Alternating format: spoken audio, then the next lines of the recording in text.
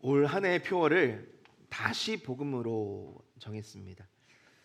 주제 말씀은 오늘 본문인 로마서 1장 16절 말씀입니다. 복음이 무엇입니까? 누군가가 우리에게 복음이 뭡니까? 도대체 예수님 누구신데 이렇게 복음에 대해서 예수님 믿는 사람들은 강조를 합니까? 여러분 복음이 다 뭔지 아시죠? 아시는데 제가 한번 정리를 해보겠습니다. 복음은요, 예수 그리스도의 죽으심과 부활하심을 통해서 하나님과의 끊어졌던 관계가 회복되어지고, 또 예수님의 죽으심과 부활하심을 통해서 하나님의 나라 천국에서 영생을 누릴 수 있는 길이 열렸음을 우리에게 들려주시는 복된 소식, 기쁜 소식, 영어로는 The Gospel 혹은 Good News라고 합니다. 여러분 꼭 기억하셔서 복음을 모르시는 분들에게 전하시길 바랍니다. 네. 이미 우리는 복음 안에 있습니다. 복음을 잘 알고요, 복음이 무엇인지를 깨닫고 복음을 따라 살고 복음을 전하고 있습니다.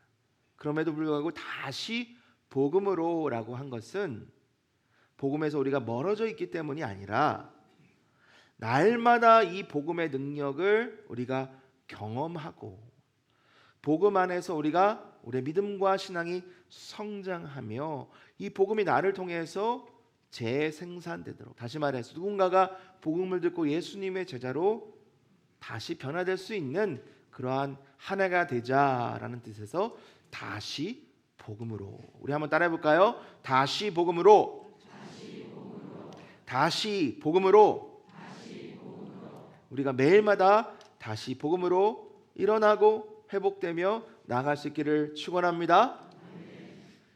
우리 2025년 우리 한 사람 한 사람이 처음 예수 그리스도를 만났을 때 그 감각과 기쁨이 회복되는 한 해가 되기를 소망합니다. 복음의 순수함을 우리가 회복하고 영적인 성장을 경험하는 한 해가 될 것을 믿습니다. 그리고 교회적으로는 이 복음 전파의 사명이 우리 한 사람 한 사람을 통해서 증거되어지고 또 나눠지는 그런 한 해가 되기를 소망합니다. 자, 이러한 목표를 위해서 우리가 알아야 되는 것들이 있어요. 자, 첫 번째는 뭐냐면 복음이 무엇인가? 복음의 본질. 이것이 첫 번째 이유는요, 거짓 복음이 많기 때문이에요. 복음인 것처럼 말하고 예수 그리스도인 것처럼 말하지만 그렇지 않은 거짓 복음들이 얼마나 많아요. 그래서 우리가 보면 이 교회 주보의 소식지 메뉴에도 평산교회는 신천지와 모든 이단의 출입과 활동을 금지합니다 이렇게 쓰는 이유는요, 그렇게 활동하고 또 교회에 들어와서 회방 놓는 사람들이 많기 때문이에요. 자, 우리가 복음이 무엇인지를 명확히 알고 그 복음의 질을 깨달으면 아무리 이단이 들어와서 활동해도 휘젓고 흔들어도 우리는 흔들리지 않을 줄 믿습니다. 그러니 우리가 복음이 무엇인지를 분명히 알아야 되는 거예요. 복음의 본질을 깨닫고, 자, 이 복음이 우리 개개인에게 어떠한 영향을 미치는지를 우리가 깨달아야 합니다. 그것이 두 번째예요. 복음이 지식적으로만 알고 그냥 앵무새처럼 복음을 하면서 줄줄이 외우는 것, 그것도 중요하지만 그게 중요한 게 아니라 복음이 내 삶에 들어와서 내 삶을 이끌고 내 삶을 변화시키며 열매가 맺어지는 그 복음의 능력을 경험해야 하는 거예요. 세 번째로 그 복음이 내 개인뿐만 아니라 우리 복음으로 인하여 예수님의 제자된 하나님의 자녀된 우리가 교회로서 어떻게 복음이 우리 교회를 이끌고 나갈지. 복음은 예수 그리스도의 복음이죠. 복음이 빠진 교회, 예수 그리스도에 빠진 교회는요, 거짓 교회예요. 그런 교회가 얼마나 많습니까? 이름만 교회고 이름만 장로교회인데 막상 보면 예수님이 없어요. 그건 이단일 수도 있고 또 열심히 하다 보니까 우리도 모르게 예수님이 약화된 그런 어려움을 경험하는 교회들도 있을 수 있습니다. 그러니 우리 교회는, 우리 평산교회는 모든 것 안에, 모든 것 또 시작에, 모든 것 위에 계신 우리 예수님의 복음이 시작으로 끝으로 나타낼 줄 믿습니다. 그런데 거기서만 멈추면 안 돼요. 더 한 발짝 더 나아가서 이 복음이 이 사회와 어떤 영향이 있는가? 복음은 교회만 필요한 것이 아닙니다. 복음은 모든 사람에게, 우리나라, 우리 민족뿐만 아니라 모든 민족과 열방에게 꼭 필요하고 가장 먼저 있어야 될 메시지인 줄 여러분 우리는 믿습니다. 그래서 이 네 가지가 올 한 해 동안 차곡차곡 쌓여서 시작부터 끝까지 복음으로부터 시작해서 복음으로 맞춰지는 복된 2025년 되기를 축원합니다. 네, 여러분의 몫이 저의 몫이고 우리의 몫이기 때문에 우리가 2025년은 그러한 한 해로 시작해서 끝마치기를 원하고 그렇게 하려고 합니다. 자, 오늘 그 첫 번째 시간으로 로마서 1장 16절 17절 말씀을 나누려고 하는데요. 로마서 1장 16절을 보면 사도 바울이 위대한 고백을 한 가지 합니다. 뭐냐면 나는 복음을 부끄러워하지 않습니다. 우리 한번 따라해 볼까요? 나는 복음을 부끄러워하지 않습니다. 여러분, 이 고백이 오늘 우리의 입술을 통해서 고백되어지는데 뭐가 그렇게 위대한 고백이냐 생각할 수도 있습니다. 하지만 당시의 상황을 본다면 이 고백은 정말 위대한 고백일 수밖에 없는 거예요. 바울이 살던 시대는 로마 제국이 통치하던 시대입니다. 로마 제국은 많은 신들을 숭배하는 다신 문화, 다신 종교, 다신 국가였습니다. 그래서 유명한 도시, 큰 도시에는 다 신전들이 많이 있었어요. 한 신만 섬기는 게 아니라 여러 신들을 섬김으로 인해서 내가 복받고 내가 잘되는, 그것이 그 나라의, 그 민족의, 그 제국의 뿌리였어요. 자, 더불어서 로마에는 황제가 있죠. 로마는 황제가 마치 신처럼 신격화되어서 로마를 숭배하는, 로마의 황제를 숭배하는 것이 애국심으로 드러나는 그런 시대였어요. 근데 기독교는 어떻습니까? 우리는요, 이 세상에 다른 신은 없어요. 오직 누구만 계십니까? 하나님 한 분만 계신 거예요. 그렇죠? 그리고 그것이 뭐 황제가 됐든 아무리 뭐 뛰어난 신이 됐든 중요하지 않아요. 우리의 예배를 받으시 합당하신 분은 오직 우리 주님, 하나님이신 예수 그리스도 한 분밖에 없다는 것을 믿고 고백하는 사람들이에요. 그러다 보니까 처음에는 숫자가 작았죠. 성령의 충만하심으로 그 복음이 전파되고 교회가 세워지고 성도들이 많아지면서 이 로마의 위정자들이 위협을 느끼기 시작하는 거예요. 로마 황제도 숭배하지 않고 다른 신들도 부정하고 자기네들끼리만 모여서 도대체 뭐 하는 거야? 이 사람들이 결집하면 혹시 우리 제국을, 우리 나라를 무너뜨리는 거 아니야? 이러면서 이 황제가 두려움을 느끼기 시작하면서 네로 황제 때부터 극심한 박해가 시작이 되는 거죠. 실제로 화형을 당하거나 투기장의 맹수 앞에 던져지거나 십자가의 형벌을 통하여 순교하는 많은 사람들이 있었습니다. 자, 이러한 환경 가운데 나는 예수님을 믿습니다. 나는 예수 그리스도의 복음을 부끄러워하지 않고 자랑합니다. 나눕니다. 전합니다.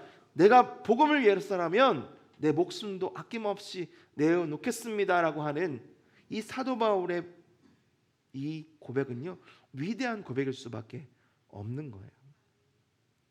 실제로 사도 바울은 이 복음 때문에 많은 고난을 당합니다. 고린도후서 11장 23절부터 27절 우리 화면을 보면서 한번 보겠습니다. 그들이 그리스도의 일꾼이냐 정신없는 말을 하거니와. 너무 좀 강렬한 표현이죠. 너네들이 하는 말 나 안 믿어.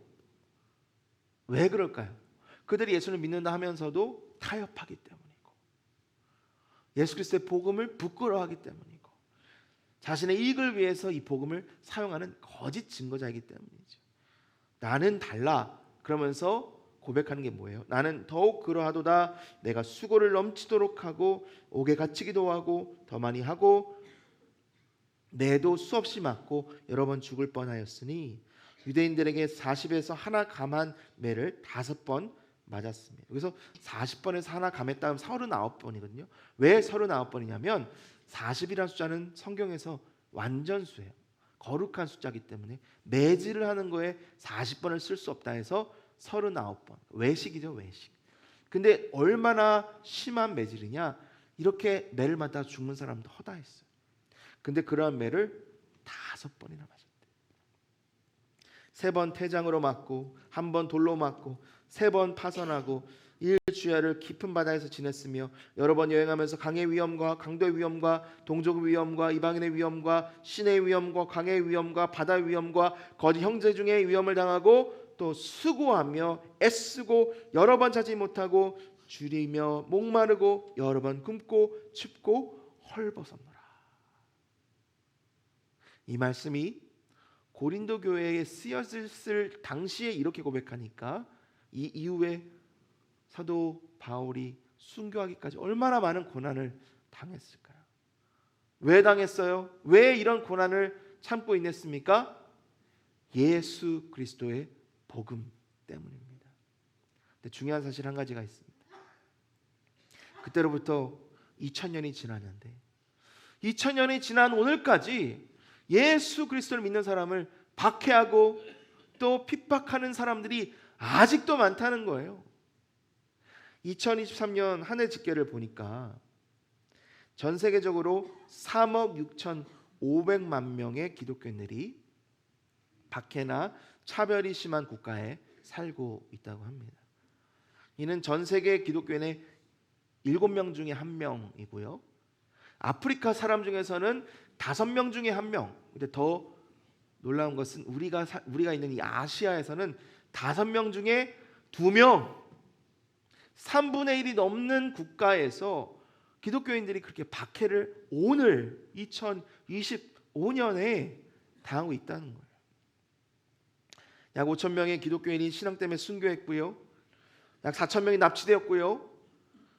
15,000명의 교회를 공격을 받거나 폐쇄되었고 29만 5천 명 이상의 기독교인이 신앙을 이유로 가정으로부터 추방되는, 함께 살지 못하는 그러한 어려움을 겪고 있습니다. 우리는 안전하지만 우리 바로 옆에 있는 나라 한민족 북한은요, 부동의 1위. 어떤 일이요? 박해. 기독교 박해 1위. 이렇게 극심한 박해와 또 고난 가운데 있음에도 불구하고 여러분 한번 생각해 보세요. 왜 아직도 복음은 증거되고 있는가? 이렇게 맞고 때리고 죽이고 핍박하면 멈춰져야 하는데, 끝이 나야 하는데 왜 아직도 기독교는, 그리고 그 예수 그리스도의 복음은 땅끝까지 이르러 증거되고 있는가? 왜 그럴까요, 여러분? 왜 그럴까요? 나는 복음을 부끄러워하지 않습니다라고 고백하는 참된 신앙인의 신앙 고백 때문입니다. 여러분, 우리는 어떻습니까? 우리가 예수님 믿는다고 매맞지도 않고요, 감옥에 가지도 않고요. 물론 관계의 어려움은 있고 직장에서의 어떤 불이익도 있고 또 때로는 내가 기독교인이다, 또 사람들 앞에서 말하기 어려운 그런 압박들이 있어요. 점점 많아집니다. 하지만 여러분, 내가 예수 그리스도의 복음을 부끄러워하지 않는다면 나를 통해 이 복음의 능력이 우리 가족을 변화시키고 우리 일터를 변화시키고 우리 대한민국 나라와 민족을 변화시킬 줄 믿으시기를 바랍니다. 그것이 이 기독교 역사의 열매였고요, 지금 이 땅에 2025년에 일어나고 있는 놀라운 복음의 능력입니다. 우리가 복음을 부끄러워하지 않아야 할 이유는 무엇일까요? 사도 바울은 3가지로 이야기하고 있는데 그 중에 첫 번째는 이것입니다. 복음은 하나님이 주신 좋은 소식이기 때문입니다. 한번 따라해 보겠습니다. 복음은 하나님이 주신 복된 소식입니다. 우리 16절을 읽겠습니다. 화면 보고 함께 성경으로 함께 읽겠습니다. 시작. 내가 복음을 부끄러워하지 아니하노니 이 복음은 모든 믿는 자에게 구원을 주시는 하나님의 능력이 됨이라. 여기서 제가 빨간색으로 하나님의를 강조하고 있어요. 우리는 이 하나님의라는 단어를 쉽게 넘길 수가 있는데 이 하나님의라는 단어에 놀라운 비밀이 숨겨져 있어요. 복음은요, 사람이 만든 게 아니에요. 복음은요, 예수 그리스도의 12 제자가 만든 게 아니에요. 복음은 하나님이 계획하시고 옛 선지자들로 통하여 예견하시고 또 예수 그리스도 통하여 성취되시고 성령의 역사로 오늘날 우리에게 전파된 하나님의 복음, 하나님의 능력인 줄 여러분 믿으시기를 바랍니다. 로마서 1장 1절 2절 말씀 우리 같이 한 목소리를 씁니다. 시작.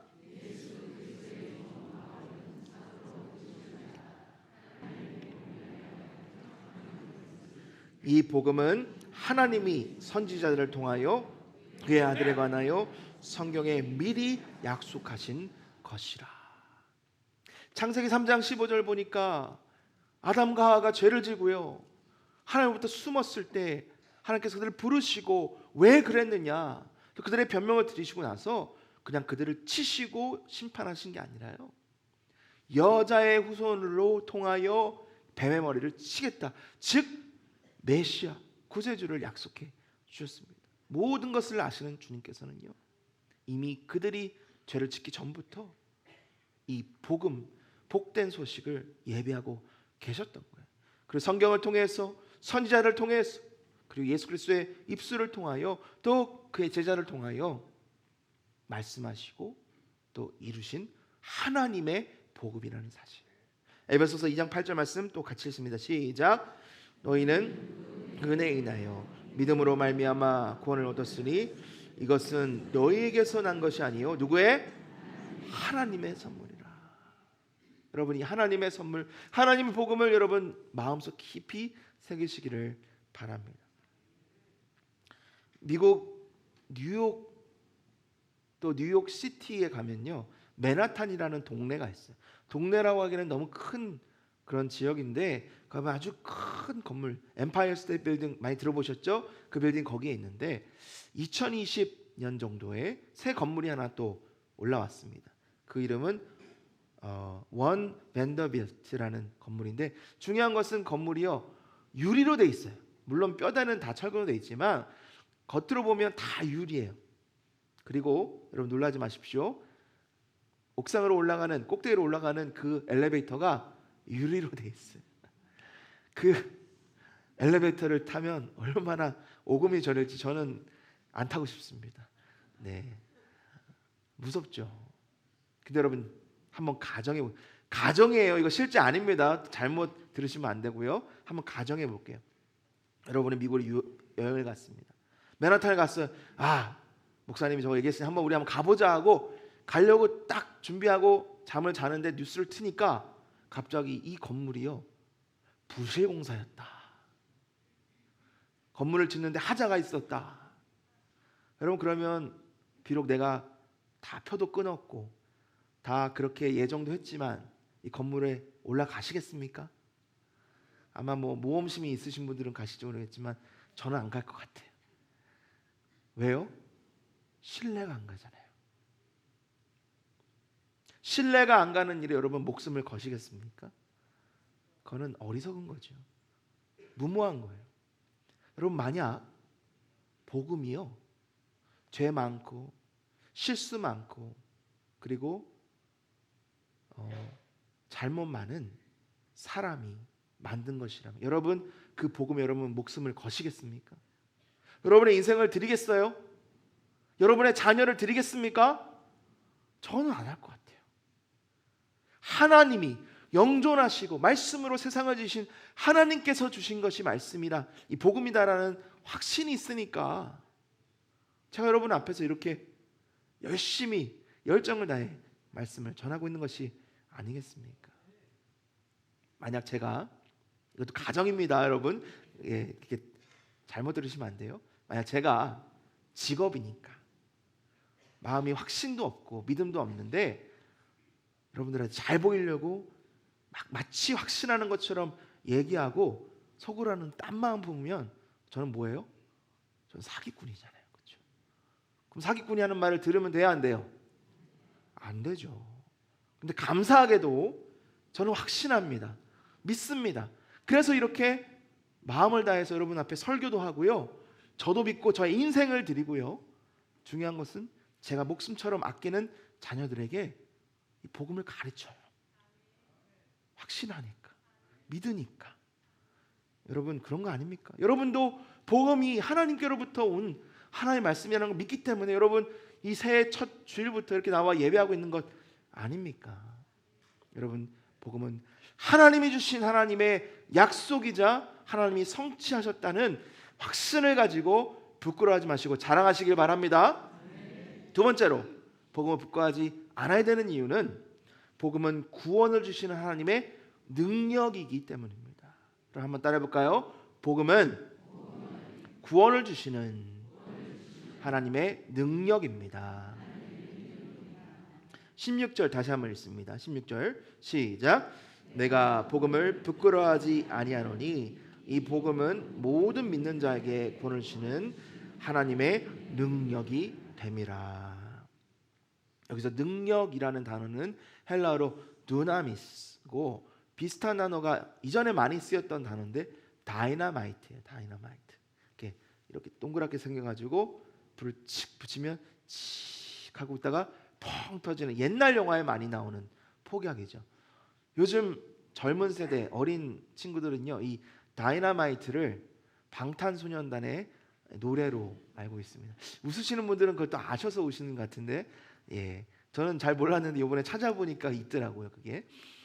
그게 뭐 폭탄이든 어느 한 그룹의 노래이든 어쨌든 중요한 게 뭐예요? 능력, 강력한 능력이라는 거 여러분 기억하시기 바랍니다. 근데 중요한 거는 그게 아니라 더 중요한 건 여기 있어요. 하나님께 이 강력한 능력이 있는데 이 능력을요 하나님이 우리를 심판하시는 데 썼다고 한번 생각해 보세요. 이 능력은 아무도 막을 수도 없어요. 멈출 수도 없고요. 피할 수도 없는데 하나님이 그 능력으로 우리를 심판하시기를 결정하셨다. 상상하고 싶지도 않습니다. 근데 중요한 것은 그런 일이 실제로 있었어요. 창세기 6장 노아 시대에 물로 심판한 사건이 있었죠. 6장 5절과 7절 봅니다. 우리 같이 읽습니다. 시작. 여호와께서 사람의 죄악이 세상에 가득함과 그의 마음으로 생각하는 모든 계획이 항상 악할 뿐임을 보시고 땅 위에 사람 지으셨음을 한탄하사 마음에 근심하시고 이르시되 내가 창조한 사람을 내가 지면에서 쓸어버리되 사람으로부터 가축과 기는 것과 공중의 새까지 그리하리니 이는 내가 그것들을 지었음을 한탄하니라 하시니라. 얼마나 마음이 아프셨으면 내가 쓸어버리겠다. 근데 중요한 게 뭔지 아세요? 진짜 쓸어버리셨어요. 17절 시작. 내가 홍수를 땅에 일으켜 무릇 생명의 기운이 있는 모든 육체를 천하에서 멸절하리니 땅에 있는 것들이 다 죽으리라. 하나님의 두나미스, 하나님의 심판의 능력이 임하면 끝이에요. 아무도 피할 수가 없습니다. 근데 더 중요한 사실이 바로 8절에 있습니다. 8절 있습니다. 시작.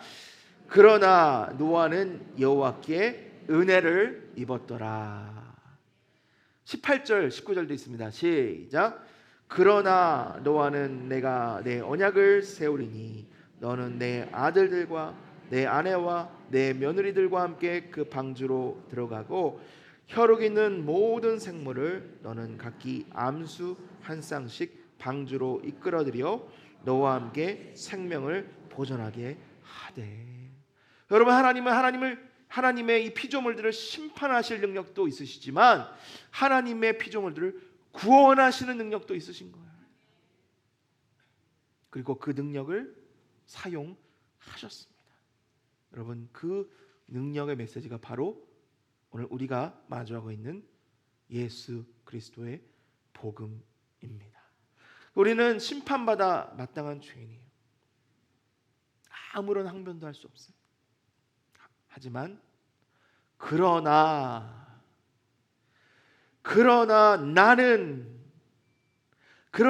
서주원은 여호와께 은혜를 입었더라. 여러분 한번 우리 한번 해볼까요? 내 이름을 넣어서 한번 해볼까요? 그러나 서주원은 여호와께 은혜를 입었더라. 여러분 아멘. 이것이 얼마나 감사한 소식입니까? 근데 이렇게 감사한 소식을 왜 우리가 부끄러워해요?